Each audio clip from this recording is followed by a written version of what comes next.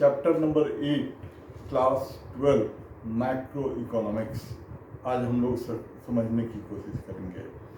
इस चैप्टर में दो टॉपिक्स हैं, एक तो determination of income output and employment और दूसरा मल्टीप्लायर। इकोनॉमी में इक्विलिब्रियम लेवल ऑफ इनकम वहाँ होता है जहाँ एग्रीगेट डिमांड और एग्रीगेट सप्लाई इक्वल होते हैं। एग्रीगेट डिमांड का मतलब consumption expenditure plus investment expenditure and aggregate supply का मतलब कंजम्पशन एक्सपेंडिचर प्लस सेविंग। मतलब एग्रीगेट डिमांड तब जब इकोनॉमी में इक्विलिब्रियम तब होता है जब एग्रीगेट डिमांड और एग्रीगेट सप्लाई इक्वल होते हैं, और ये दोनों ही एक्चुअल नहीं होते हैं, दोनों एक्सपेक्टेड होते हैं, प्लान होते हैं, इसका ध्यान रखेंगे। तो इसका मतलब इक्विलिब्रियम तब होता है जब consumption expenditure plus investment expenditure equals to consumption expenditure plus saving होता है।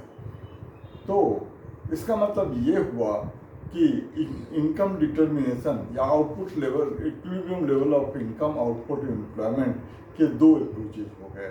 एक को aggregate demand and aggregate supply approach, जिसको ADAS अप्रोच भी कहते हैं, और दूसरा सेविंग एंड इन्वेस्टमेंट अप्रोच, जिसको S&I अप्रोच भी कहते हैं।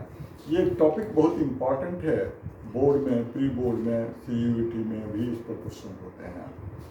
अब किसी भी अप्रोच से क्वेश्चन आए, CBSE में 6 नंबर का भी क्वेश्चन हो सकता है, किसी भी अप्रोच से इनकम डिटर्मिनेशन के बारे में क्वेश्चन पूछे तो दोनों में ही 4 एजम्पशंस पहले लिखेंगे।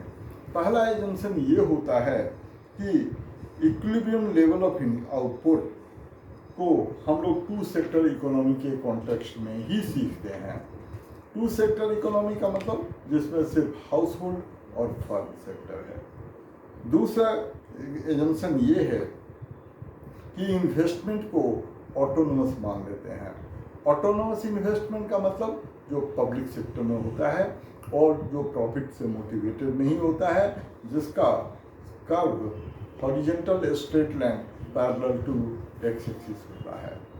तीसरा एजम्पशन होता है कि प्राइस लेवल को कांस्टेंट मान लेते हैं, और फोर्थ एजम्पशन है कि इनकम डिटर्मिनेशन हम लोग शॉर्ट टर्म के कॉन्टेक्स्ट में समझेंगे। अब एग्रीगेट डिमांड और एग्रीगेट सप्लाई अप्रोच से इनकम डिटर्मिनेशन के लिए एक शेड्यूल बना लेंगे। ये पेज नंबर 8